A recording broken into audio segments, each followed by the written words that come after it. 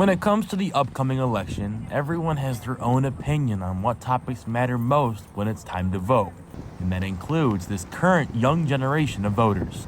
Just the preservation of minority rights in a sense, and making sure that we all can continue to live in this country. How to help the smaller communities, because at the end of the day, that's how we build a better country overall. My most important issue in this election is women's rights. Michael Dennis just got finished early voting, so fresh out the polls I asked him what mattered to him most when filling out the ballot. I mean, the topic that I care about most when I came here to vote would probably be the economy and more centered around like employment. Yeah, I actually had a brother that went to Michigan State 3 years ago. He graduated and he found a job in Chicago, but as of like 6 or 7 months ago, he actually got released from his job. I don't like that feeling of like uncertainty, not knowing when my last day is gonna be on the job. And people just like Michael have been coming in and out of the early voting center as soon as it opened up.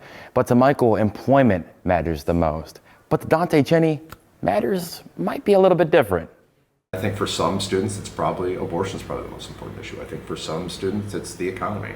For some students, maybe immigration. Being the director of the American Communities Project at MSU has plenty of perks, and one of those perks is plenty of insight on the current trends of younger voters. The unique perspective that an individual has from a household where maybe your family's been hit by a closing or a plant closing or just, the cuts, then maybe you do feel like it's an issue. It's never one thing. Rare occasions are rare voters where it's one thing, but most it's a really complicated mix of feelings and attitudes. Regardless of reason, Dante believes that it's important that the current generation of voters are just getting out to the polls. For younger voters in particular, the future of the country isn't just an airy-fairy, esoteric idea. You're going to be living with it. In East Lansing, Dominic Carroll, Focal Point News.